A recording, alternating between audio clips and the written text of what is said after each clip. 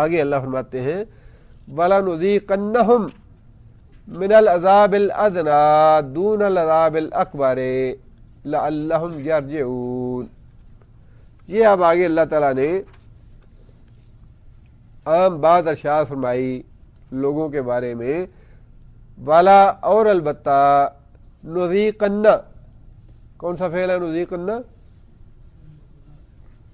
مضارع ہے، جمع متکلم کا صیغہ ہے، اور مضارع کے آگے نون تشدید والا یا ثقیلہ ہے، جس کے وہی معنی بن جائیں گے جو میں نے پہلے بتائے. ایک تو مستقبل کے لیے خاص ہو جائے گا، اور دوسرا اس میں تاکید آ جائے گی کہ ضرور ایسا ہو کے رہے گا. نذیقن، ہم ضرور مزہ چکھا کے رہیں گے ہم ان کو من العذاب الادنیٰ. ادنا کا معنی دونوں ہیں، اسی سے دنیا کا لفظ ہے. دنیا کسے کہتے ہیں؟ جو قریب ہے انسان کے. دنیا جو ہے ادنا قریب، اور اسی مفہوم سے اس کا معنی حقیر بھی یا چھوٹا بھی. ہم لوگوں کو چھوٹے عذاب کا ذائقہ ضرور چکھائیں گے. دون العذاب الاکبر، دون کا معنی علاوہ، یا پہلے کر لیجیے عذاب الاکبر، بڑے عذاب سے پہلے ہم لوگوں کو چھوٹے عذاب کا مزہ چکھاتے رہیں گے.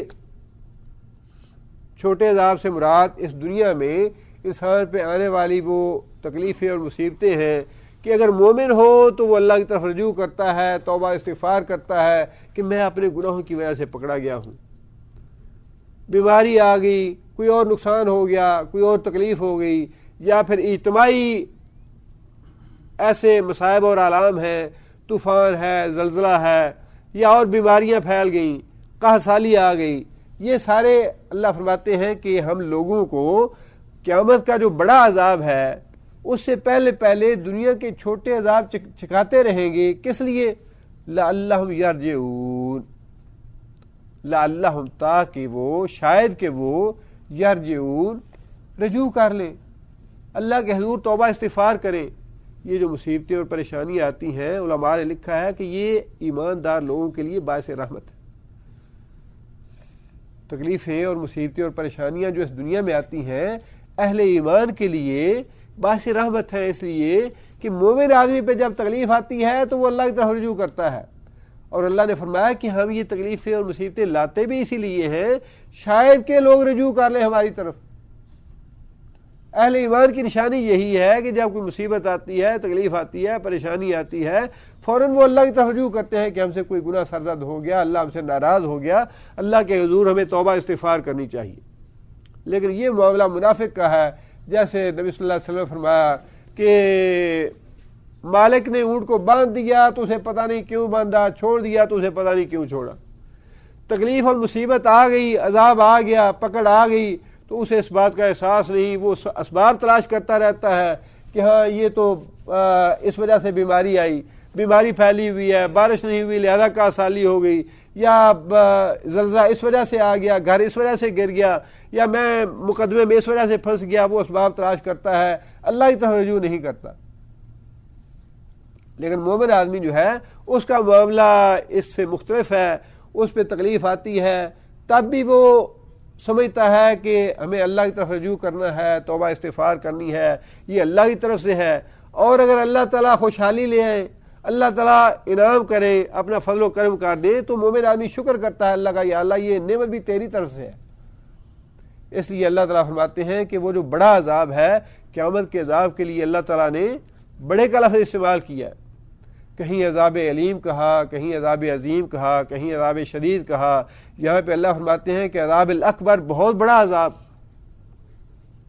اب اس کی تفصیل نبی صلی اللہ علیہ وسلم نے بھی بتائی اور قرآن مجید میں بھی اللہ تعالیٰ نے ارشاد فرمائی کہ جہنم میں جانے والے آگ جو ہے وہ تو ایک یوں سمجھ لیجئے کہ جیسے قید خانہ ہے، قید خانے کی فضا ہے، وہ تو اس کی ایک مستقل سزا ہے کہ آگ ہے وہاں پہ.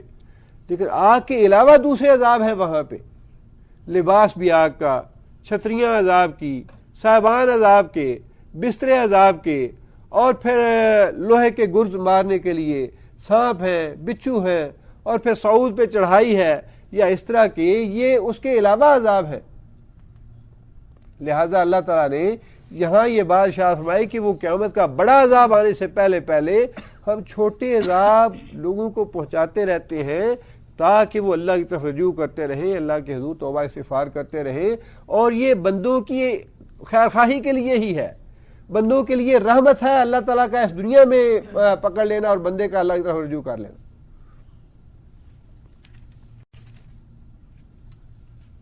ومن اظلم ممن ذکر بآیات ربہ ثم اعرض عنہا، من اظلم، اس شخص سے زیادہ ظالم اور کون ہوگا، ممن ذکر، جس کو نصیحت کی گئی، بآیات ربہ، اپنے رب کی آیتوں سے، ثم پھر اعرض عنہا، اس نے منہ موڑ لیا اس سے، اللہ کا حکم سن لیا، اللہ کے رسول کی بات سن لی، اس کے باوجود کوئی پرواہ نہیں، گردن اکڑی ہوئی ہے، تکبر ہے، غرور ہے، اور پرواہ نہیں کہ اللہ کا رسول کیا کہتا ہے۔ ہاں جی مولویوں کی باتیں ہیں، مولوی تو باتیں کرتے ہی رہتے ہیں، پرواہ نہیں۔ اعرض عنہا، اللہ فرماتے ہیں انا من المجرمین منتقمون، ایسے مجرموں سے تو ہم انتقام لے کے رہیں گے، ایسے مجرموں سے جو ہماری آیتوں کی پرواہ نہ کریں، ہماری آیتیں سننے کے باوجود ان سے غافل رہیں، اللہ فرماتے ہیں کہ ایسے مجرموں سے تو ہم انتقام لے کے رہیں گے، انا من المجرمین منتقمون، مجرموں سے تو ہم نے انتقام لینا ہی لینا ہے۔ اور 3 جرم اس آیت کے حوالے سے مفسرین نے 3 جرم لکھے ہیں کہ نبی صلی اللہ علیہ وسلم نے فرمایا، یا بعض احادیث میں یہ بات آئی کہ 3 گناہ ایسے ہیں جن کا سزا اللہ تعالیٰ دنیا میں ہی انسان کو دے دیتے ہیں، آخرت میں بھی ان کی بہت بڑی سزا ہے، لیکن دنیا میں بھی ان کی سزا انسان پا کے رہتا ہے، اس سے پہلے مرتا نہیں جب تک ان کی سزا نہ پا لے۔ ایک تو والدین کی نافرمانی، دوسرا ظالم آدمی کی مدد کرنا، پتا ہو کہ یہ آدمی ظالم ہے، ظلم کر رہا ہے، اس کے باوجود انسان ظالم کی حمایت کرے، مظلوم کی حمایت نہ کرے، فرمایا کہ اس کو بھی دنیا میں اس کی سزا مل کے رہتی ہے۔ اور تیسرا فرمایا کہ جو آدمی حق کی مخالفت کرے، اسلام کی مخالفت کرے، دین کی مخالفت کرے، اللہ کے رسول کی آیتیں اس کو پڑھ کے سنائی جائیں، وہ حق ہیں، اور انسان اس کی مخالفت کرے، یہ 3 مجرم ایسے ہیں جن کو دنیا میں ہی سزا دے دی جاتی ہے ان کے گناہوں کی، اور آخرت میں سزا تو ہے ہی ہے، جس کو اللہ تعالیٰ نے خود فرمایا کہ عذاب الاکبر، بہت بڑا عذاب ہوگا اس کا۔ اعوذ باللہ من الشیطان الرجیم، بسم اللہ الرحمن الرحیم۔ وَلَقَدْ آتَيْنَا مُوسَى الْكِتَابَ فَلَا تَكُنْ فِي مِرْيَةٍ مِّن لِقَائِهِ وَجَعَلْنَاهُ هُدًى لِبَنِي إِسْرَائِيلَ۔ وَلَقَدْ، اور البتہ تحقیق، آتَيْنَا، کون سا فعل ہے آتَيْنَا؟ ماضی کا فعل ہے اور جمع متکلم کا صیغہ ہے۔ آتینا، ہم نے دیا یا ہم نے دی، موسیٰ الکتاب، موسیٰ علیہ السلام کو کتاب یعنی تورات۔ فلا تکن فی مریۃ، فلا تکن، پس نہ ہو تو، فی مریۃ، بیچ شک کے، شک میں تو مبتلا نہ ہو، من لقائہ، لقاء کا معنی ملاقات، ملاقات سے مراد ہے ملنا۔ ہی کی ضمیر کس کی طرف ہے؟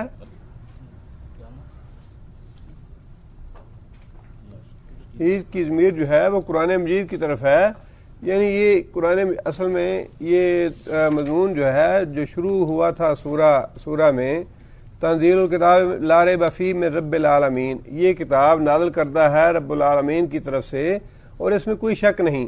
اصل میں یہ اسی طرح کا اللہ تعالیٰ نے آیت ارشاد فرمائی ہے کہ اے محمد صلی اللہ علیہ وسلم، یہ کتاب اللہ کی طرف سے ہی آپ کو دی گئی ہے اور اس معاملے میں آپ شک میں نہ پڑیں، یعنی محمد صلی اللہ علیہ وسلم، مخاطب کو نبی صلی اللہ علیہ وسلم کو کیا گیا ہے کہ آپ اس بارے میں شک میں نہ پڑیں کہ یہ کتاب آپ کو اللہ تعالیٰ کی طرف سے ہی دی گئی ہے، لیکن اس کے اصل مخاطب جو ہیں وہ تو کفار ہیں، یا جو اس کتاب پہ اعتراض کر رہے تھے کہ یہ کتاب اللہ تعالیٰ کی طرف سے نازل کردہ نہیں، محمد صلی اللہ علیہ وسلم نے خود اس کو تصنیف کیا ہے، اصل میں مخاطب تو وہ ہے، لیکن اللہ تعالیٰ نے انہیں براہ راست مخاطب کرنا پسند نہیں فرمایا، بلکہ خود نبی صلی اللہ علیہ وسلم کو خطاب کر کے ارشاد فرمایا، اے محمد صلی اللہ علیہ وسلم لا تکن فی مریا، آپ شک میں مبتلا نہ ہوں، لا تکن، تو نہ مبتلا ہو شک میں، تو نہ پڑے شک میں، من لقائہ، اس کتاب کے ملنے کے بارے میں،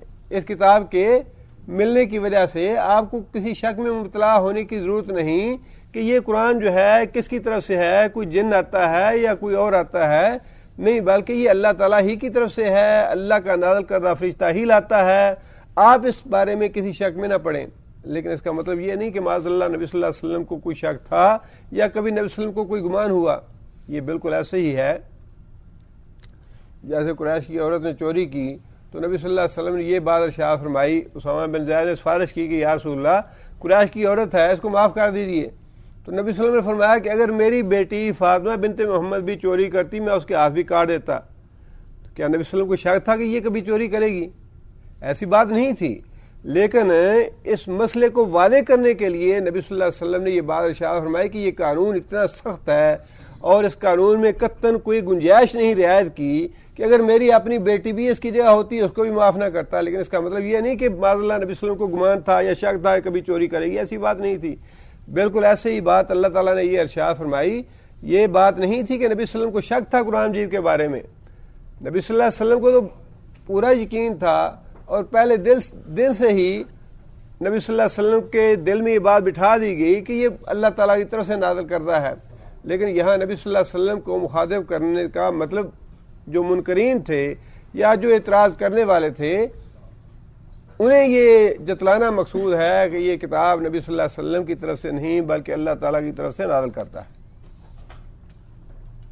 اور اس سے یہ بات بھی ہمیں معلوم ہو جاتی ہے کہ اس قرآن کے بارے میں پراپیگنڈا کرنا، اس قرآن کے بارے میں غلط فہمیاں پیدا کرنی، شکوک و شبہات پیدا کرنے، یہ آج کا ہتھ کنڈا نہیں ہے، یہ تو پرانے زمانے کا ہے، جب سے قرآن نازل کا ہونا شروع ہوا ہے۔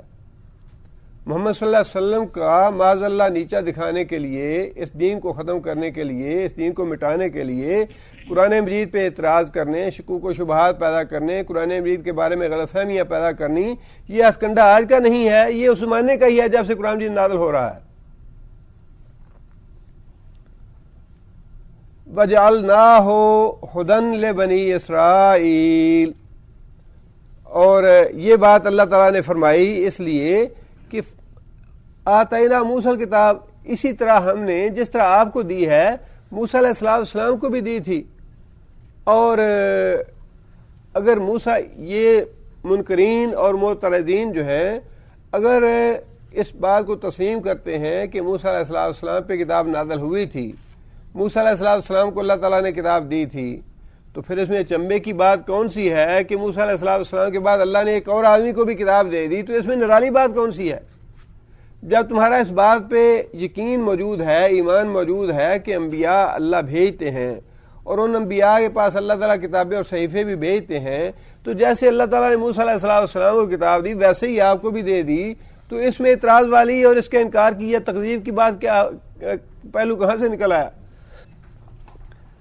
آگے اللہ فرماتے ہیں وَجَعَلْنَاهُ هُدًى لِبَنِي إِسْرَائِيلَ، وَجَعَلْنَاهُ، اور بنایا ہم نے اس کو، کس کو؟ کتاب کو، موسیٰ علیہ السلام کی کتاب، ہدن، ہدایت کا ذریعہ، رہنما، لبنی اسرائیل، بنی اسرائیل کے لیے، یہ بھی نبی صلی اللہ علیہ وسلم کی تسلی اور اطمینان کی کے لیے بات کہی گئی کہ جس طرح ہم نے تورات کو بنی اسرائیل کے لیے ہدایت کا ذریعہ بنایا، اسی طرح یہ جو کتاب آپ کو ہم دے رہے ہیں اس کتاب کو ہم امت مسلمہ کی ہدایت کا ذریعہ بنائیں گے۔ جس طرح اس کتاب کو تسلیم کرتے ہیں یہودی کہ یہ کتاب موسیٰ علیہ السلام کو دی گئی اور یہ ہدایت کے لیے نازل فرمائی اللہ تعالیٰ نے، اسی طرح یہ قرآن مجید جو آپ کو دیا جا رہا ہے یہ بھی آپ کی امت کے لیے ہدایت کا باعث ہوگا۔ آگے پھر اللہ تعالیٰ فرماتے ہیں وَجَعَلْنَا مِنْهُمْ ائمتن یہدون وجعلنا، اور ہم نے بنایا، کون سا فعل ہے؟ ماضی ہے اور جمع متکلم کا صیغہ ہے جعلنا، ہم نے بنایا، منہم بنائے ان میں سے، یعنی بنی اسرائیل میں سے، ائمتن واحد کیا ہے؟ امام، ائمتن امام اور پیشوا بنائے ہم نے بنی اسرائیل میں سے، یہدون، کون سا فعل ہے یہدون؟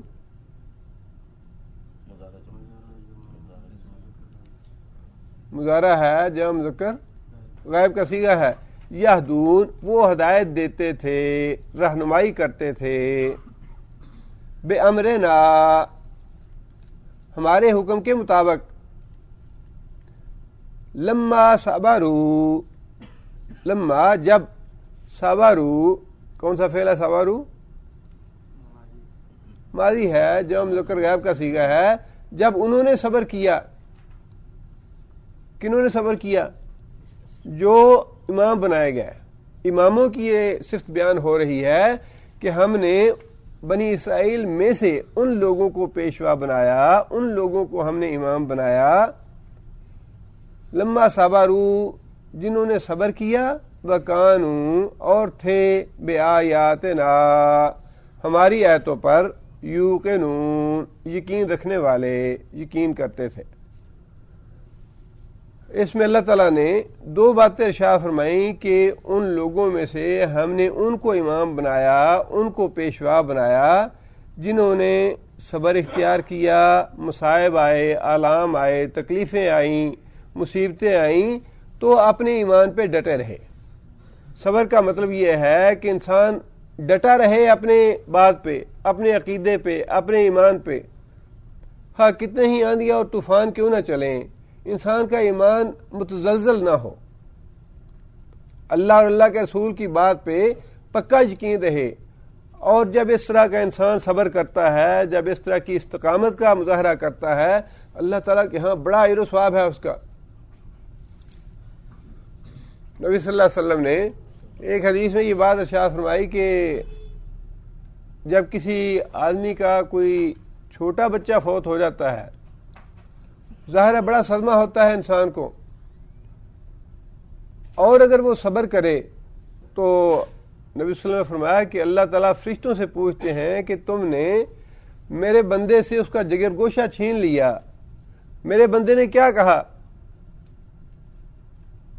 فرشتہ جواب میں کہتا ہے کہ یا اللہ اس نے انا للہ و انا الیہ راجعون پڑھا اور ساتھ الحمدللہ کہا کہ اللہ نے جو بھی فیصلہ میرے حق میں کیا ہے میں اللہ کا شکر ادا کرتا ہوں، اللہ نے میرے حق میں جو بھی فیصلہ کیا ہے میں اس پہ اللہ کا شکر ادا کرتا ہوں۔ ہم یہی سمجھتے ہیں کہ شاید نعمتیں جب حاصل ہوتی ہیں تو تبھی شکر ادا کرنا چاہیے، انسان کو ہر حال میں اللہ کا شکر ادا کرنا چاہیے۔ ایک دعا میں نبی صلی اللہ علیہ وسلم نے ہمیں یہ کلمہ سکھایا ہے، اللہم انی اسألک الرضا بعد القضاء، یا اللہ جب تو ہمارے معاملے میں کسی بات کا فیصلہ کر لے، خواہ وہ ہمیں گوارا ہو یا ناگوار ہو، ہمیں اچھی لگے یا بری لگے، اللہم انی اسألک الرضا، یا اللہ میں تیری رضا طلب کرتا ہوں بعد القضاء، قضاء کے بعد، اس لیے کہ جو فیصلہ اللہ فرماتے ہیں اس میں کیا مصلحت ہے، کیا حکمت ہے، کیا بہتری ہے، یہ اللہ جانتے ہیں، ہم نہیں جانتے۔ اس لیے فرمایا کہ جو آدمی کسی اپنی اولاد جو بہت زیادہ عزیز ہوتی ہے اس کے مرنے پہ بھی الحمدللہ کہے تو اللہ فرماتے ہیں کہ میرے بندے کے لیے جنت میں بیت الحمد بناؤ، کہ میرے بندے نے اتنے بڑے صدمے پہ بھی میرا شکر ادا کیا اور الحمدللہ کہا، جنت میں اس کا گھر بناؤ اور اس کا نام رکھو بیت الحمد۔ صبر جو ہے یہ بڑے وسیع معنی میں ہے کہ زندگی کے سارے معاملات میں، خواہ انفرادی معاملات ہوں یا اجتماعی معاملات ہوں، انسان کا ایمان ڈولے نہ، انسان اللہ اور اللہ کے رسول کی باتوں میں پکا رہے، جو اللہ نے وعدے کیے ہیں، جو اللہ کے رسول نے وعدے کیے ہیں وہ بالکل ہو کے رہیں گے، انسان کا ایمان نہ ڈولے۔ فرمایا کہ وہ لوگ جو اپنے ایمان پہ اس طرح کے ثابت قدم رہے، فرمایا کہ ان کو ہم نے امامت اور پیشوائی کا مرتبہ دیا ان میں سے، اور دوسری بات یہ فرمائی وَكَانُوا بِآيَاتِنَا يُوقِنُونَ، وَكَانُوا اور تھے وہ بِآيَاتِنَا ہماری آیتوں پر یوقنون یقین رکھنے والے. یقین اور عملی صبر یہ دونوں صفات ہیں انسان کی پیشوائی کے لیے. جو پیشوا ہوں، امام ہوں، لیڈر ہوں، ان میں دو صفتوں کا ہونا بڑا ضروری ہے. اور صبر جو ہے یہ ہوتا ہی ایمان کے ساتھ ہے، صبر ہوتا ہی پکے یقین کے ساتھ ہے. جس کا ایمان پکا نہیں وہ صبر نہیں کر سکتا. بیماری آ گئی تو ایمان ڈول گیا، اولاد فوت ہو گئی یا اولاد نہ ملی، 4 سال 5 سال 10 سال نکل گیا، شادی ہوئے اور اولاد نہیں ہو رہی، انسان کہتا ہے اچھا یہ فلاں جگہ پہ خاک جا کے لے آؤ، فلاں جگہ پہ دھاگا چڑھاؤ، وہاں جگہ پہ نظر نیاز دو، فلاں یہ بھی کر کے دیکھ لو، یہ بھی کر کے دیکھ لو. انسان کا ایمان جو ہے اتنی سی بات پہ ڈول جاتا ہے، ختم ہو جاتا ہے. لیکن جس کا ایمان پکا ہے کہ نہیں اولاد دینی بھی اللہ نے ہے، لینی بھی اللہ نے ہے، صحت بھی اسی کے ہاتھ میں ہے، بیماری بھی اسی کے ہاتھ میں ہے، جس کا یقین اور ایمان پکا ہے وہ صبر پہ قائم رہے گا کہ ٹھیک ہے کہ جو کچھ اللہ نے دیا ہے اس سے زیادہ دنیا کی کوئی طاقت مجھے دے نہیں سکتی، اور جو اللہ نے دیا ہے وہ کوئی چھین نہیں سکتا. اللہم لا مانع لما آتیت ولا معطی لما منعت. ظاہر ہے رونا دھونا جو ہے اس سے تو نبی صلی اللہ علیہ وسلم نے منع کیا ہے. رونے دھونے سے مراد ہے ماتم کرنا، چیخنا، چلانا اور کوئی ایسے کلمات زبان سے نکالنے جو اللہ تعالیٰ کی گستاخی والے ہوں یا شریعت کے خلاف ہوں یا نبی صلی اللہ علیہ وسلم کے جو بتائی ہوئی باتیں ہیں ان کے خلاف ہوں. جہاں تک صدمے کا تعلق ہے، محض رونے کا تعلق ہے، وہ تو ایک طبیعی چیز ہے. ایک آدمی نے نبی صلی اللہ علیہ وسلم کو دیکھا کہ نبی صلی اللہ علیہ وسلم نے بچہ تھا چھوٹا، اس کو پیار کیا اور اس کو چوما. تو ایک آدمی نے کہا یا رسول اللہ آپ بھی بچے کو چومتے ہیں، میرے اتنے بچے ہیں 6-7 بچے ہیں، میں نے تو کبھی نہیں چوما. تو نبی صلی اللہ علیہ وسلم نے فرمایا تیرا دل اگر پتھر ہے تو میں کیا کروں، تیرا دل اگر پتھر ہے تو میں کیا کروں. بچے سے محبت اور شفقت اپنی اولاد سے، اپنے باپ سے، اپنی ماں سے، اور ان کی وفات پہ یا ان کی جدائی پہ رونا جو ہے یہ تو طبیعی بات ہے. خود نبی صلی اللہ علیہ وسلم اپنے بیٹے کی وفات پہ روئے ہیں. جو انسان کی طبیعت فطرت کی چیزیں ہیں ان سے شریعت منع نہیں کرتی، نہ ان سے روکتی ہے نہ ان سے روکا جا سکتا ہے. لیکن شریعت یہ ضرور چاہتی ہے کہ انسان کے جذبات خواہ خوشی ہو یا غمی ہو کنٹرول میں رہے، اللہ کی بغاوت نہ ہو، اللہ کی گستاخی نہ ہو، اللہ اور اللہ کے رسول کی نافرمانی نہ ہو، خواہ خوشی کا معاملہ ہو یا غمی کا معاملہ ہو. انسان کو اپنے جذبات پہ کنٹرول رکھنا چاہیے. اس چیز کی اللہ نے اجازت دی ہے وہ کر لی جائے، جس چیز کی اجازت اللہ نے نہیں دی اسے بعد آ جائے. تو اللہ تعالیٰ نے ان 2 باتوں کا بتایا کہ ہم نے ان لوگوں کو پیشوا اور امام بنایا، ہدایت دینے والا بنایا، رہنما بنایا، جنہوں نے اپنی ان 2 صفتوں کو اپنے اندر پیدا کیا، صبر کرنا اور ایمان کا پکا رکھنا، یقین رکھنا. جو پیشوا ہیں، امام ہیں، جس سے مراد یہ ہے کہ علماء ہیں، فضلاء ہیں، جو امت کی رہنمائی کرنے والے لوگ ہیں، ان کے لیے تو واجب ہے کہ ان میں یہ 2 صفتیں ہوں. لیکن اس کے بعد عام مسلمانوں کو بھی کوشش یہ کرنی چاہیے کہ جو اس طرح کی اچھی صفات ہیں، خواہ وہ علماء کے حوالے سے ہیں، اماموں کے حوالے سے ہیں، یا جو اللہ تعالیٰ کے صالح اور نیک اور متقی لوگ ہیں ان کے حوالے سے جو صفتیں اللہ نے بیان فرمائی ہیں کسی نہ کسی درجے میں ہمارے اندر بھی آئیں. اس طرح کی نہ صحیح جس طرح کی اللہ تعالیٰ نے ائموں کو دی ہیں، علماء کو دی ہیں، فضلاء کو دی ہیں، اس درجے کی نہ صحیح، لیکن کسی نہ کسی درجے میں ایمان تو ہمارا بھی ہے، لیکن ان جیسا قوی نہیں ہے، ان جیسا پکا نہیں ہے. اب حضرت موسیٰ علیہ السلام جب نکلے مصر سے، آگے سمندر تھا، پیچھے فرعون کا لشکر تھا، فرعون کے سپاہی تھے. بنی اسرائیل کے وہ لوگ جو موسیٰ علیہ السلام کے ساتھ تھے انہوں نے کہا کہ انا لمدرکون، بھئی اب تو ہم گرفتار ہوئے ہی ہوئے، کوئی راستہ نہیں باقی. آگے سمندر ہے، پیچھے فرعون کی فوج ہے. موسیٰ علیہ السلام نے اس وقت بھی پیغمبر تھے اور پکا یقین تھا کہ بظاہر حالات اور اسباب نہ ہوتے ہوئے بھی اللہ نے راستہ نکالنا ہی نکالنا ہے. اللہ نے ہمیں بچانا ہی بچانا. اتنا پکا یقین ہونا چاہیے کہ بظاہر کوئی بھی راستہ نظر نہ آ رہا ہو، انسان کو اللہ کی ذات پہ اتنا یقین ہونا چاہیے کہ نہیں، ہمارا رب ہمارے لیے ضرور راستہ نکالے گا. موسیٰ علیہ السلام نے فرمایا کلا، ہرگز ایسا نہیں ہو سکتا کہ فرعون پکڑ لے ہمیں، کلا ہرگز نہیں. ان معی ربی سیہدین، میرا رب میرے ساتھ ہے. سیہدین، وہ میرے لیے ضرور راستہ نکالے گا، میری ضرور رہنمائی کرے گا کہ فرعون سے کس طرح بچنا ہے. ہم نے اللہ کے حکم پہ نکلے ہیں، ہم نے کوئی بغاوت کی ہے؟ جب اللہ نے حکم دیا اللہ کی اطاعت میں اور اللہ کے حکم سے ہم نکل رہے ہیں تو اللہ ہمارے لیے ضرور راستہ نکالے گا.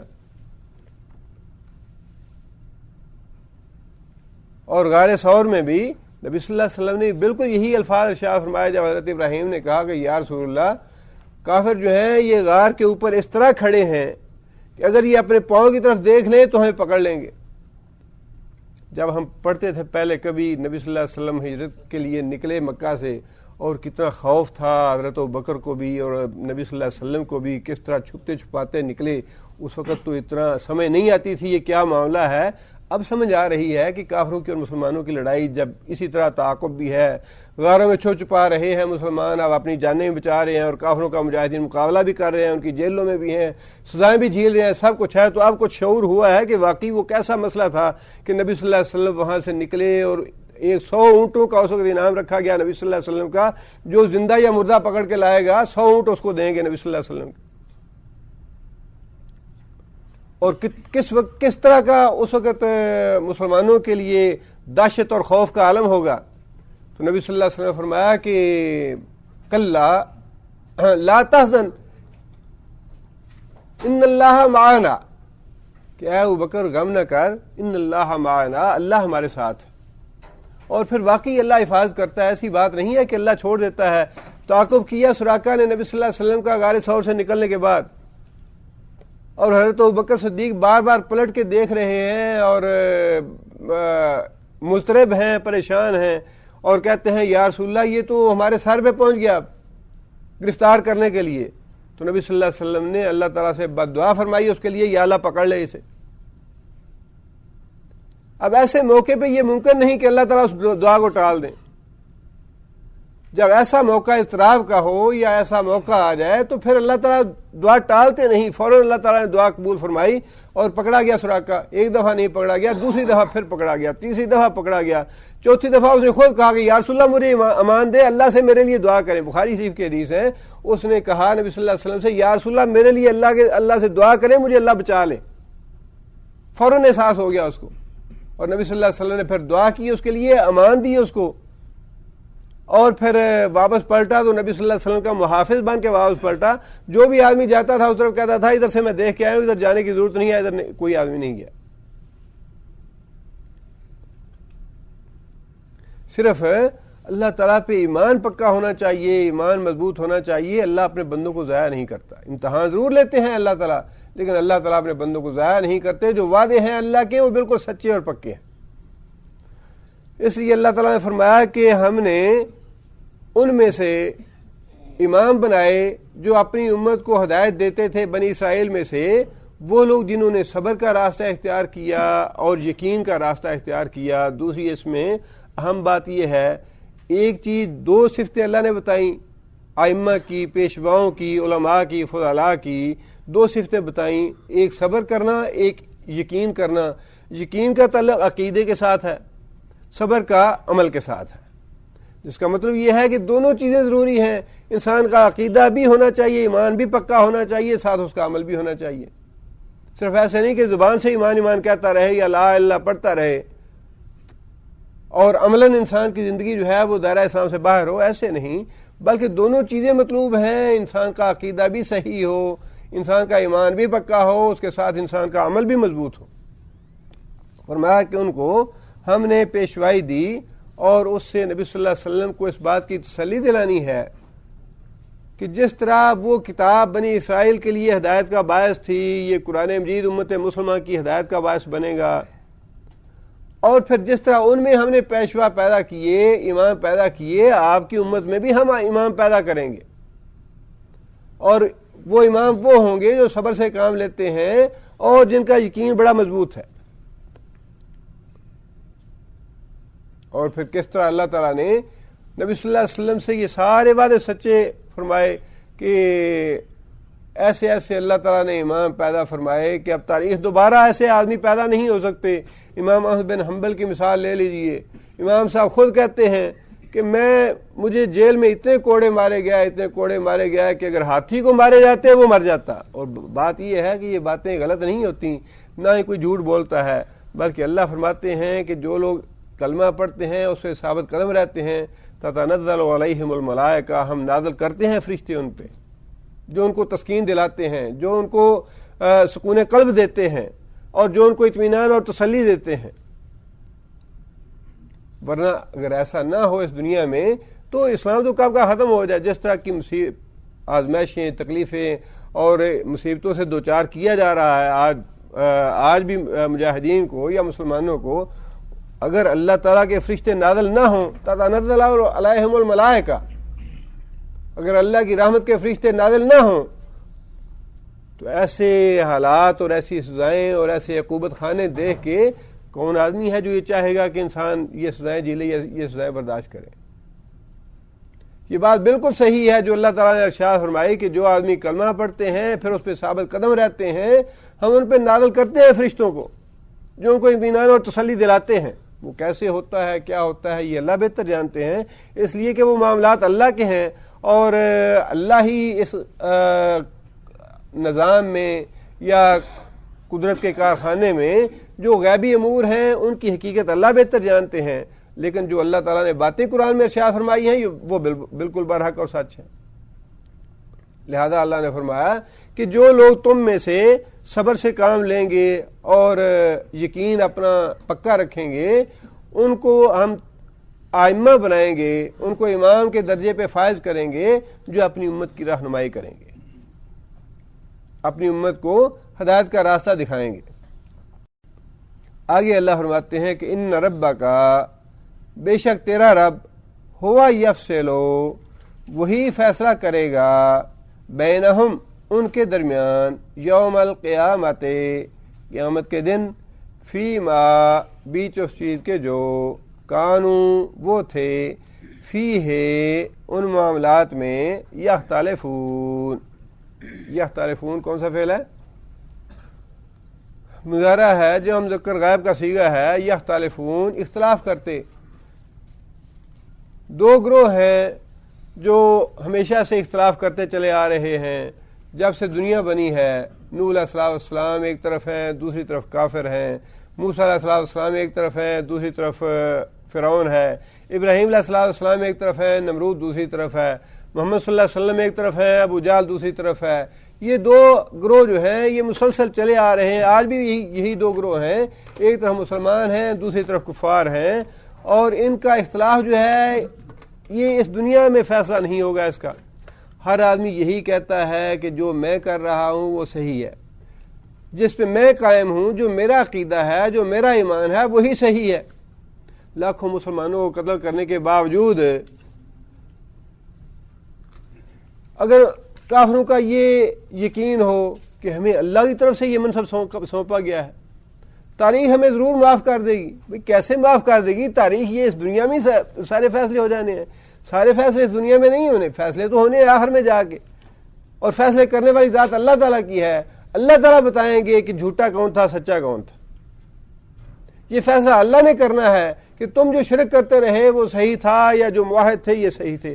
آج ہمارے اندر بھی بعض مسلمانوں کو یہ پھیر ہے, ہاں جی ہے تو اللہ ہی سب کچھ, کرتا تو اللہ ہی سب کچھ ہے, لیکن اللہ نے بزرگوں کو کچھ اختیار دیے ہوئے ہیں. اب یہ پھیر ایسا ہے, یہ پھیر نکلتا ہے نہیں. جتنا مرضی آپ انہیں قرآن سنا لیں, جتنے مرضی دلائل دے لیں, نہیں جی ہے تو واقعی اللہ ہی ہے. ہم بھی یہی کہتے ہیں اللہ ہی ہے, لیکن اللہ نے بزرگوں کو کچھ دیا ہے. یہ اللہ نے بزرگوں کو کچھ دیا کا جو فیصلہ ہے یہ تو قیامت کے دن ہی ہوگا. یہ یہاں اس دنیا میں نہیں ہو سکتا. جو اس بات پہ اڑے ہوئے ہیں وہ اسی بات پہ اڑے ہوئے ہیں کہ نہیں جی اللہ نے ہی دیا ہے. ہم بھی اللہ کو مانتے ہیں, اللہ کو ایک مانتے ہیں. شرک کی سزا جہنم ہے, شرک بہت بڑا گناہ ہے, شرک نہیں کرنا چاہیے. لیکن یہ جو بات ہے نا کہ بزرگوں کو اللہ نے ہی دیا ہے, اس میں کیا شک ہے؟ بزرگوں کو تو اللہ ہی دیتا ہے. اور بات تو پھر ہم بھی توحید کو مانتے ہیں. یہ ایسا پھیر ہے جس کا اس دنیا میں فیصلہ ہونا ممکن نہیں. یہ فیصلہ تو قیامت کے اللہ فرماتے ہیں کہ خود میں ہی کروں گا. یہ دو گروہ جو آپس میں جھگڑنے والے تھے کفر اور شرک پہ یا توحید پہ، یہ ان میں سے سچا کون تھا، اس میں سے جھوٹا کون ہے. اور اس کے علاوہ بھی بہت سی باتیں ہیں جن کا آج جھگڑا پڑا ہوا ہے. ماڈریٹ اسلام چاہیے یا دوسرا اسلام چاہیے، اس کو پوری دنیا میں اب یہ ایک گالی بنا، اصل جو اسلام ہے کتاب و سنت کا اسلام، اس کو پوری دنیا میں گالی بنا دیا گیا ہے، معاذ اللہ ثم معاذ اللہ. اور اس کے بدلے میں بہت سی نئی نئی اصطلاحات جو ہیں وہ وضع کر لی گئی ہیں. رواداری ہونی چاہیے، ماڈریٹ اسلام ہونا چاہیے، معتدل اسلام ہونا چاہیے، اور یہی کفار بھی چاہتے ہیں کہ معتدل اسلام ہونا چاہیے. ایسا اسلام جس میں جہاد کی باتیں نہ ہوں، قتال کی باتیں نہ ہوں، حجاب کی باتیں نہ ہوں. سادات صاحب نے تو سب کچھ مان کے اپنے جو وزیر تعلیم تھا اس کو کہہ بھی دیا تھا کہ جہاد اور قتال کی آیتیں اور حجاب کی آیتیں نکال دو سلیبس سے.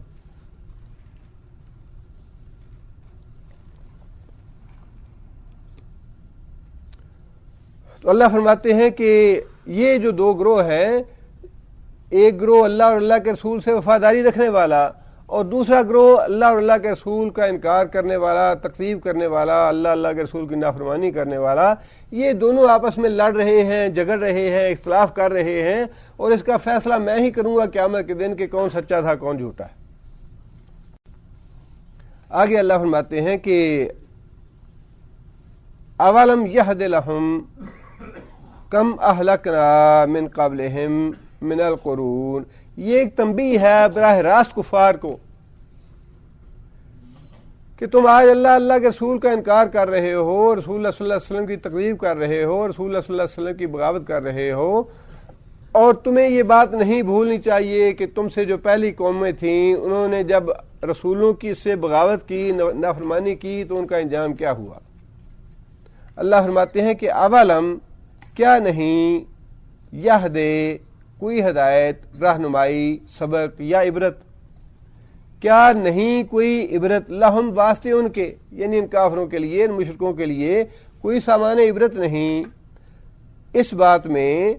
کم اہلکنا، کم کتنی، اہلکنا ہم نے ہلاک کر دی، من قبلہم ان سے پہلے، من القرون بستیوں میں سے، قوموں میں سے بہت سی قوموں کو اس سے پہلے ہم ہلاک کر چکے ہیں. اللہ فرماتے ہیں اولم یہد لہم،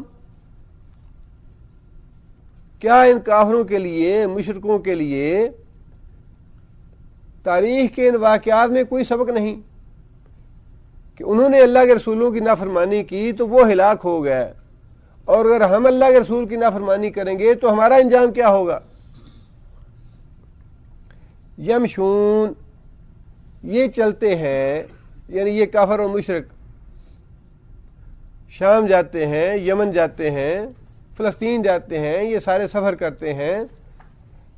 یمشون چلتے ہیں، فی مساکنہم ان کے گھروں میں، ان کی بستیوں میں، ان کی رہائش گاہوں میں یہ سفر کر کے جاتے ہیں، وہاں سے گزرتے ہیں وہاں سے،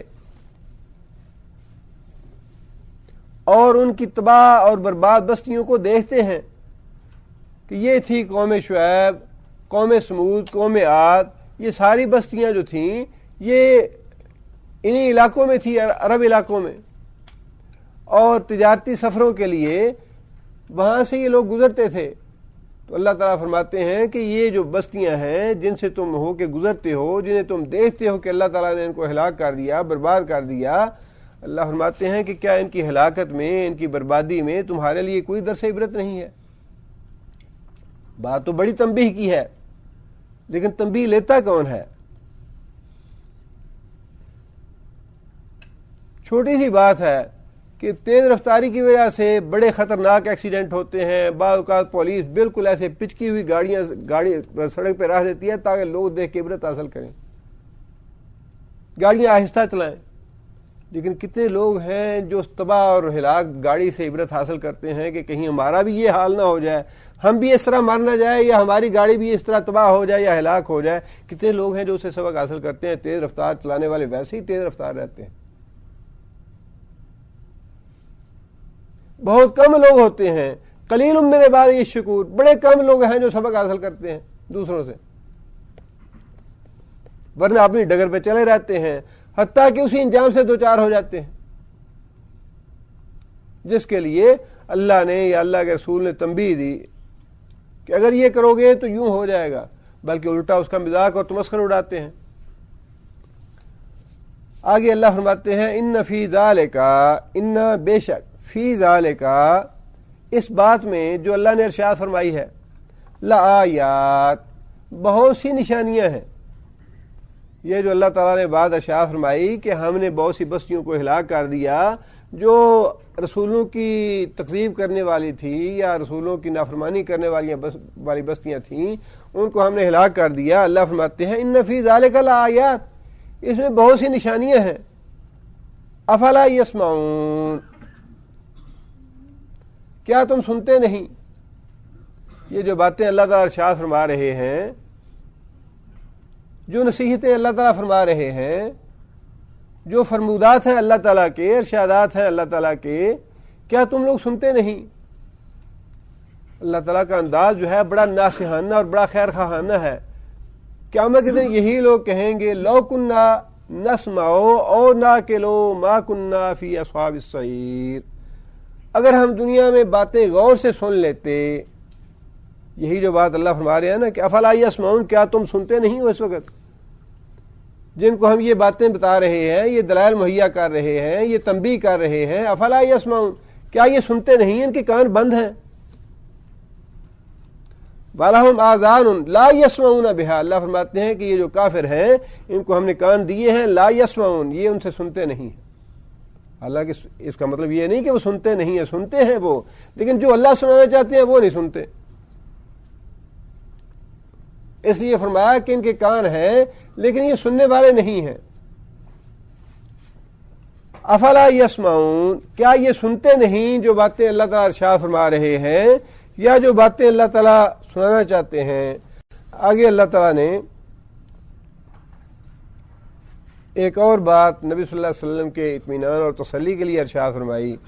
اللہ فرماتے ہیں اولم یرو، اولم کیا نہیں، یرو وہ دیکھتے، کافر اور مشرک، انا بے شک ہم، نسوق الماء، نسوق کون سا فعل ہے؟ مضارع ہے، صیغہ جمع متکلم کا، نسوق کا معنی چلانا۔ کیا یہ دیکھتے نہیں کہ انا نسوق الماء، کہ ہم بارش کے پانی کو چلاتے ہیں، بارش کہیں اور ہوتی ہے اور وہ بارش جو ہے وہ اس بستی کو فائدہ نہیں پہنچانے کے بجائے ہم اس کو کہیں اور لے جاتے ہیں فائدہ پہنچانے کے لیے۔ اس کو پانی کو ہم چلا کے لے جاتے ہیں الی الارض، طرف زمین کی، جو روزے جو بنجر ہے، ہم پانی کو ایک بنجر زمین کی طرف چلا کے لے جاتے ہیں، فنخرجو بہی، نخرجو پس ہم نکالتے ہیں، مضارع کا فعل ہے، جمع متکلم کا صیغہ ہے، فنخرجو پس ہم نکالتے ہیں، بہی ساتھ اس پانی کے، زرعن کھیتی، بنجر زمین سے ہم کھیتی نکال لیتے ہیں اپنی قدرت سے، تاکلوا منہ کھاتے ہیں، منہ اس کھیتی سے، انعامہم انعام مویشی چوپائے ان کے، وانفسہم اور وہ خود بھی اسے کھاتے ہیں، غلہ ہوتا ہے، پھل ہوتا ہے اور دوسری ضرورت کی چیزیں ہوتی ہیں زمین سے، اپنے جانوروں کو بھی، مویشیوں کو بھی کھلاتے ہیں اور خود بھی کھاتے ہیں۔ افلا یبصرون، کیا وہ دیکھتے نہیں؟ یعنی یہ جو مثال ہم نے دی، کیا اس کی عملی شکل اپنے سامنے دیکھتے نہیں ایسے ہو رہا ہے؟ ایک تو اس آیت سے موت کے بعد دوبارہ زندہ ہونے کا ثبوت ہے کہ جس طرح بنجر زمین کو ہم ہرا بھرا کر دیتے ہیں، زرخیز بنا دیتے ہیں، اسی طرح مرنے کے بعد دوبارہ ہم زندہ کر دیں گے لوگوں کو، اور یہ کوئی مشکل کام نہیں۔ جس طرح اللہ تعالیٰ اپنی قدرت سے بنجر زمین کو زرخیز بنا دیتے ہیں بارش کے ذریعے، اسی طرح اللہ تعالیٰ بارش برسائیں گے، انسان بھی اٹھ کھڑے ہوں گے۔ اور دوسری بات جو اللہ تعالیٰ نے ارشاد فرمائی سیاق و سباق کے حوالے سے مفسرین نے لکھی ہے، وہ یہ ہے کہ آج جو مشرک اور کافر روکنا چاہتے ہیں اس کو، اسلام کی دعوت کو، اور مٹا دینا چاہتے ہیں کہ معاذ اللہ یہ بہت بڑا شر ہے، یہ دہشت گردی ہے، یا اسی سے خون خرابہ ہو رہا ہے۔ اور اس بدبخت نے پچھلے دنوں تقریر میں یہ بھی کہا کہ محمد صلی اللہ علیہ وسلم جنگجو تھے، اور جس طرح عیسیٰ علیہ السلام امن پسند تھے، محمد امن پسند نہیں تھا، معاذ اللہ ثم معاذ اللہ۔ اور وہ چاہتے ہیں کہ اس دین کو ملیا میٹ کر دیا جائے، اس دین کو ختم کر دیا جائے، قرآن مجید کو، تعلیم کو بند کر دیا جائے۔ اللہ فرماتے ہیں کہ کیا تم میری یہ قدرت نہیں دیکھتے کہ میں بارش برساتا ہوں اس پانی کو بنجر زمین پہ جہاں کافر ہیں، مشرک ہیں، اور اپنی جو وحی کی بارش ہے، قرآن مجید کی تعلیمات کی بارش ہے، اس کو میں وہاں پہنچا دوں گا اور اس کے ذریعے میں اس دین کو پھیلا دوں گا۔ اور یہ وہی بات ہے جو خود رسول اللہ صلی اللہ علیہ وسلم نے فرمایا کہ قیامت سے پہلے پہلے جہاں جہاں تک سورج طلوع ہوتا ہے، جس جس جگہ پہ سورج طلوع ہوتا ہے، وہاں تک یہ میرا دین پہنچے گا، اللہ کا بھیجا ہوا پیغام توحید جو ہے وہاں تک پہنچے گی جہاں تک سورج کی روشنی پہنچتی۔ کس طرح روکیں گے اس دین کو؟ جتنا زور لگانا چاہتے ہیں کافر اور مشرک، لو کارہ الکافرون، جتنا مرضی ان کو ناپسند ہے، ناگوار ہے، یہ نہیں چاہتے دین اسلام کا کوئی نام لے یا اسلام غالب ہو، جتنا مرضی اس کو روکنا چاہتے ہیں روک لیں، لیکن نبی صلی اللہ علیہ وسلم نے یہ بات ارشاد فرمائی کہ جس جس جگہ تک سورج کی روشنی جاتی ہے اس جگہ تک یہ میرا دین پہنچے گا انشاءاللہ۔ اور نبی صلی اللہ علیہ وسلم کی بتائی بھی ساری پیش گوئیاں الحمدللہ پوری ہو رہی ہیں، اور یہ معاملہ جو ہے یہ تو ہو کے رہنا ہے، خواہ کافر کتنا ہی اس کو ناپسند کریں۔ یہ کوئی شبے کی بات نہیں کہ تنزل اور انحطاط ہے، اس وقت مسلمانوں میں کمزوریاں بھی ہیں، لیکن جو مسلمان اس وقت، اس کا دوسرا پہلو یہ ہے کہ جو مسلمان اس وقت قربانیاں دے رہے ہیں، مجاہدین جہاں کہیں لڑ رہے ہیں، اپنی جانیں دے رہے ہیں، یا کافروں کی جیلوں میں جو اذیتیں برداشت کر رہے ہیں، وہ اللہ کے ہاں رائے گاہ چلی جائیں گی، وہ اللہ کے ہاں ضائع نہیں جائیں گی، انہی کو اللہ نے قبول کر کے حالات بدلنے ہیں اور منظرنامہ بدلے گا۔ اور حضرت امام مہدی جب آئیں گے تو ان کے آنے سے یہ سارا سلسلہ جو ہے، نبی صلی اللہ علیہ وسلم نے فرمایا کہ امام مہدی کی جو امامت ہے یا اس کی حکومت ہے، صرف اس کا معاملہ ایک رات میں طے ہو جائے گا۔ لوگ اپنے جو حکام ہیں ان سے اتنے متنفر ہو چکے ہوں گے، مسلمان عوام جو ہیں، اہل ایمان جو ہیں، وہ اپنے حکام سے، حکمرانوں سے اس قدر متنفر ہو جائیں گے کہ کہیں کوئی مزاحمت پیدا نہیں ہوگی۔ صرف ایک لشکر کا ذکر آتا ہے کہ امام مہدی کو گرفتار کرنے کے لیے شام سے ایک لشکر آئے گا، اور نبی صلی اللہ علیہ وسلم نے فرمایا کہ مدینہ کے قریب بیدا کا جو مقام ہے جہاں پہ احرام باندھے جاتے ہیں، فرمایا جب وہاں اس میدان میں وہ لشکر پہنچے گا تو سارے کا سارا وہ میدان میں دھس جائے گا وہ لشکر۔ نبی صلی اللہ علیہ وسلم کی پیش گوئی ہے۔ اور جب دنیا کے علماء اور فضلاء جو ہیں مسلمانوں کے، وہ دیکھیں گے کہ لشکر جو ہے یہ بیدا میں دس گیا ہے، تو انہیں پورا یقین ہو جائے گا کہ جس آدمی کی بیعت ہو رہی ہے وہ وہی امام مہدی ہے جس کی نبی صلی اللہ علیہ وسلم نے پیش گوئی فرمائی ہے۔ اور اس کے بعد مسلسل شام سے، عراق سے، مسلمان ملکوں سے علماء سفر کر کے مکہ مکرمہ پہنچیں گے اور بیعت کریں گے امام مہدی۔ اور اس کے بعد جنگیں بھی ہوں گی عیسائیوں سے، بڑی خوریز جنگیں ہوں گی، اور ان جنگوں کے نتیجے میں، جنگوں کے آخر میں خود عیسیٰ علیہ السلام بھی نازل ہوں گے، دجال کو قتل کریں گے، اور اس کے بعد ایسا اللہ تعالیٰ منظر بدل دیں گے کہ پوری دنیا پہ سوائے اسلام کے کوئی دوسرا دین باقی نہیں رہے گا۔ یہودیت ختم ہو جائے گی، عیسائیت ختم ہو جائے گی، ہندوازم ختم ہو جائے گا، بدھزم ختم ہو جائے گا، اسلام کے علاوہ کوئی دین باقی نہیں رہے گا، اور نبی صلی اللہ علیہ وسلم کی وہ پیشگوئی پوری ہو جائے گی۔ اس لیے یہ تو ہونا ہی ہونا ہے، جتنا مرضی کفار اور مشرکین جو ہیں وہ زور لگائیں۔ اللہ نے یہ جو مثال دی ہے نبی صلی اللہ علیہ وسلم کے اطمینان قلب کے لیے تھی کہ اے محمد صلی اللہ علیہ وسلم، آج یہ آپ کا راستہ روک رہے ہیں، یہ بنجر زمین ہے، لیکن فکر کی کوئی بات نہیں، یہ تو میری قدرت ہے کہ میں جب چاہوں بنجر زمین کو زرخیز بنا سکتا ہوں۔ اسی طرح یہ دین جس کے راستے میں یہ رکاوٹیں ڈال رہے ہیں، جس دین کو یہ ختم کرنا چاہ رہے ہیں، جس دین کو ملیا میٹ کرنے کے منصوبے بنائے جا رہے ہیں، اللہ فرماتے ہیں کہ اس دین کو میں غالب کر کے رہوں گا وَلَوْ كَرِهَ الْكَافِرُونَ، خواہ ان کافروں کو کتنا ہی ناگوار ہو، کتنا ہی ناپسند ہو ان کو۔ آگے اللہ تعالیٰ فرماتے ہیں کہ وَيَقُولُونَ، اور یہ کہتے ہیں مَتَىٰ هَٰذَا الْفَتْحُ ان کنتم صادقین، متى کب، هذا الفتح یہ فیصلہ، ان اگر کنتم تم ہو صادقین، صادقین کیا ہے؟ اسم فاعل ہے، صادقون تھا، صادقین مفعولی حالت ہے، سچ بولنے والے، اگر تم اپنے اس دعوے میں سچے ہو کہ اگر تم ایمان نہیں لاؤ گے، میری باتیں نہیں مانو گے تو اللہ کی پکڑ آ جائے گی، اللہ کا عذاب آئے گا، اگر تم سچے ہو تو عذاب آتا کیوں نہیں؟ وہ عذاب لے آؤ۔ اور اتنا پکا یقین تھا ان لوگوں کو اپنے سچے ہونے پہ کہ ابو جہل نے بیت اللہ شریف کا پردہ پکڑ کے یہ بات کہی کہ یا اللہ اگر تو یہ سچا ہے تو تو ہمیں ہلاک کر دے، اور اگر ہم جھوٹے ہیں تو ہمارے اوپر آسمانوں سے کوئی ٹکڑا گرا دے۔ اتنا ان کو اپنے آپ پہ یقین تھا کہ جو جس عقیدے پہ ہم قائم ہیں وہی عقیدہ سچا ہے، اور اس بات کا بار بار مطالبہ کرتے تھے کہ اگر تم واقعی سچے ہو کہ تم اللہ کے پیغمبر ہو تو ہم تمہیں جھٹلا رہے ہیں، تمہاری باتیں نہیں مان رہے، تمہاری نافرمانی کر رہے ہیں، متى هذا الفتح، تو پھر وہ فیصلہ کب ہوگا؟ وہ عذاب ہم پہ آتا کیوں نہیں؟ اللہ تعالیٰ نے اس کا جواب یہ ارشاد فرمایا، قل اے محمد صلی اللہ علیہ وسلم آپ کہہ دیجئے، یوم الفتح لا ينفع الذین کفروا، یوم الفتح فیصلے کا دن، لا ينفع نہیں نفع دے گا، نہیں فائدہ دے گا، الذین ان لوگوں کو، کفروا جنہوں نے کفر کیا،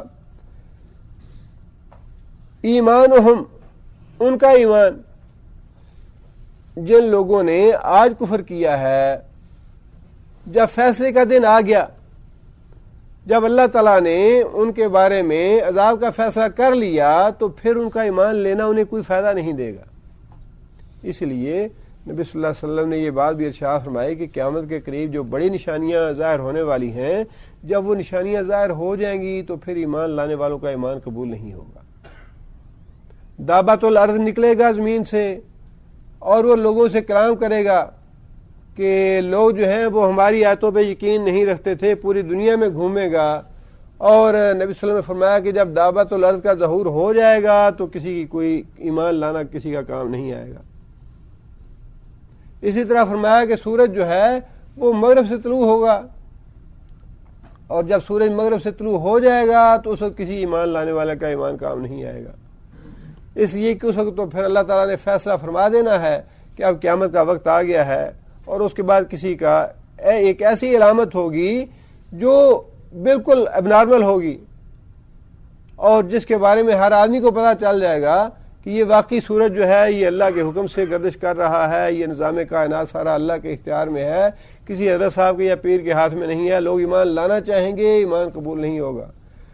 اور یہی معاملہ قیامت کے دن بھی ہوگا، جیسے ہم نے اس سے پہلے پڑھا کہ جب اپنے سامنے فرشتوں کو دیکھ لیں گے، عذاب کو دیکھ لیں گے، جنت کو دیکھ لیں گے، اللہ کے فیصلے کو سن لیں گے، تو پھر کہیں گے کہ ہاں یا اللہ ہم نے دیکھ لیا، سن لیا، یقین آ گیا، یا اللہ ایک دفعہ ہمیں دنیا میں بھیج دے، ہم نیک عمل کرتے ہیں۔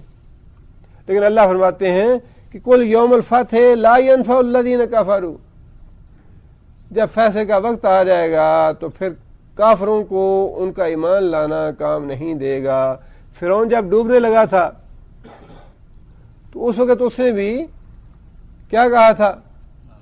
آمنت برب موسیٰ و ہارون، میں ایمان لایا موسیٰ کے رب پہ اور ہارون کے رب پہ، لیکن اس وقت کا ایمان لانا جو ہے وہ تو فائدہ بخش نہیں ہے۔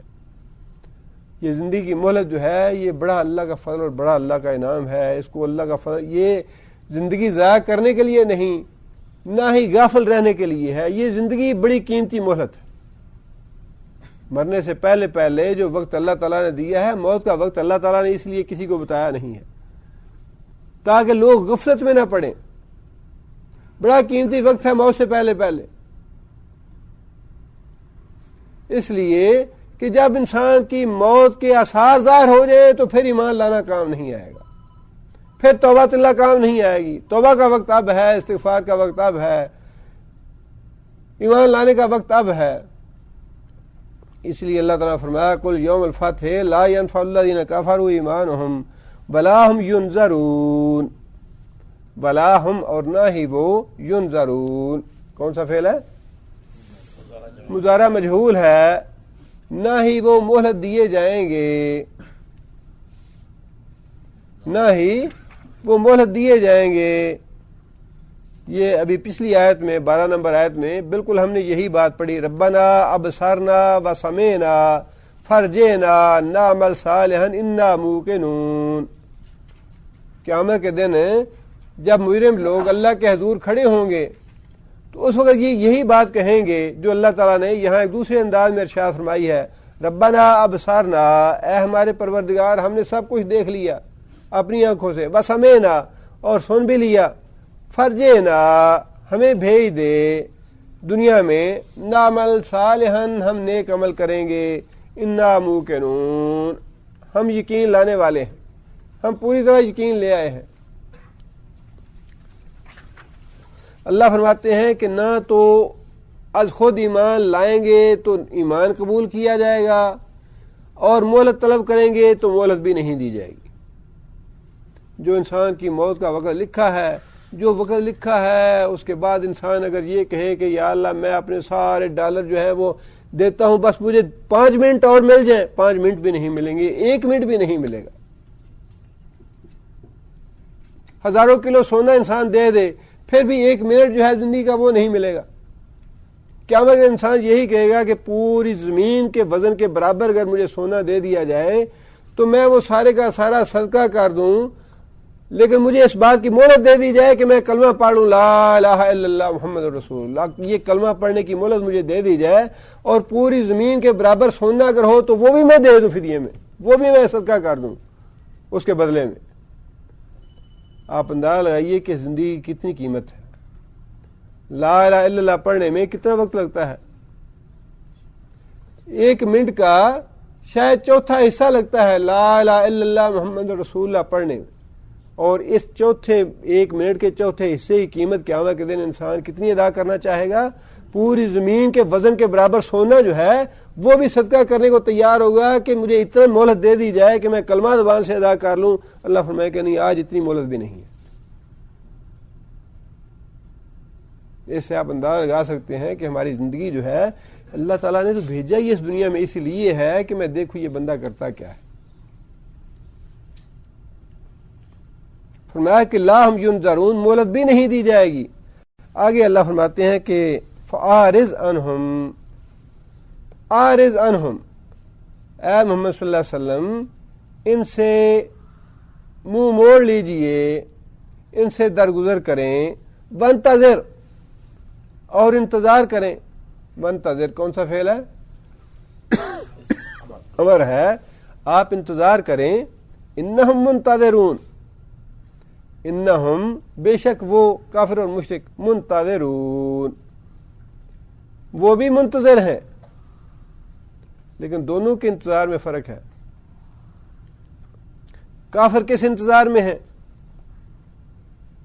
کافر جو ہے وہ اس انتظار میں تھے نبی صلی اللہ علیہ وسلم کے زمانے میں کہ ایک آدمی ہے، یتیم ہے، بے سہارا ہے، چند ایک ساتھی ہیں، ایسے ہی ان کو جنون آ گیا ہے، اصلاحی تحریک ہے، یہ مہینے 6 مہینے میں 5 سال میں 10 سال میں اپنے آپ گردش ایام کی نظر ہو جائے گی، ختم ہو جائے گی، کوئی پوچھنے والا نہیں ہوگا ان کا، کوئی ان کا نام لینے والا بعد میں نہیں ہوگا. زیادہ سے زیادہ یہی ہوگا کہ جب تک محمد صلی اللہ علیہ وسلم ہیں یہ ہوتا رہے، اس کے بعد جب یہ فوت ہو جائیں گے تو یہ سب کچھ ختم ہو جائے گا. انہم منتظرون وہ اس انتظار میں ہیں کہ یہ تحریک جو ہے، یہ اسلام جو ہے گردش ایام کی نظر ہو جائے گا، اپنے آپ ختم ہو جائے گا.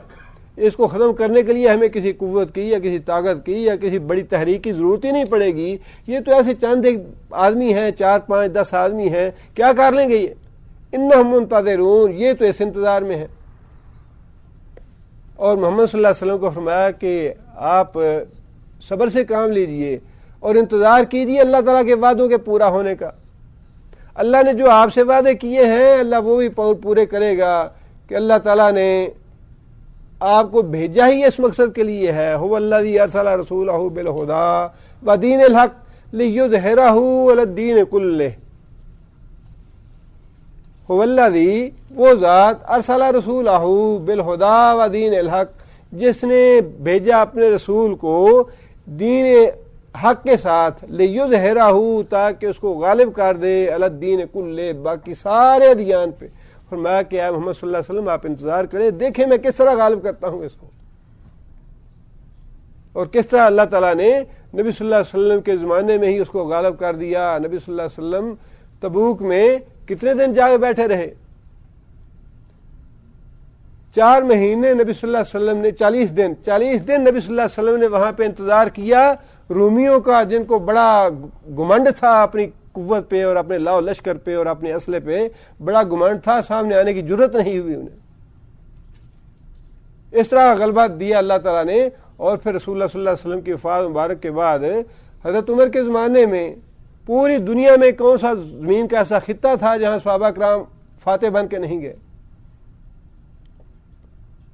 لہذا اللہ نے فرمایا کہ اے محمد صلی اللہ علیہ وسلم آپ کے ساتھ جو ہمارے وعدے ہیں وہ انشاءاللہ سارے کے سارے پورے ہوں گے، وانتظر، آپ ذرا انتظار تو کریں۔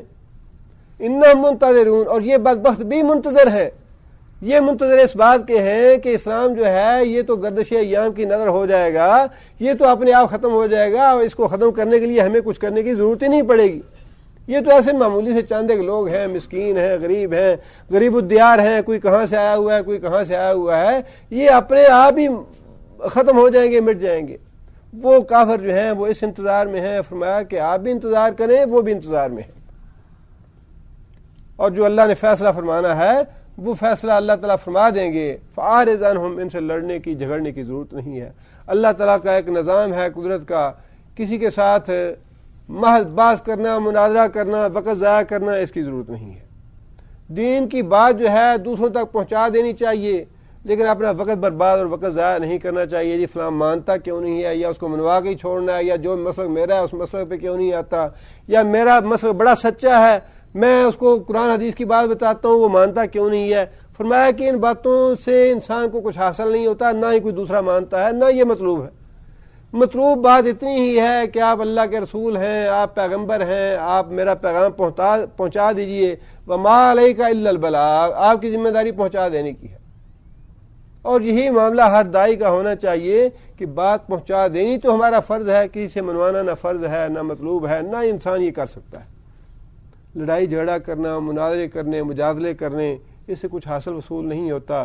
انسان اللہ کی کتاب کے حوالے سے، حدیث کے حوالے سے بات بتا دے، کہہ دے کہ بھائی اللہ کا اور اللہ کے رسول کا یہ حکم ہے، کوئی کرنا چاہتا ہے کرے، نہیں کرنا چاہتا نہ کرے، کسی کے نصیب میں ہوگا تو کر لے گا، نہیں نصیب میں ہوگا نہیں کرے گا۔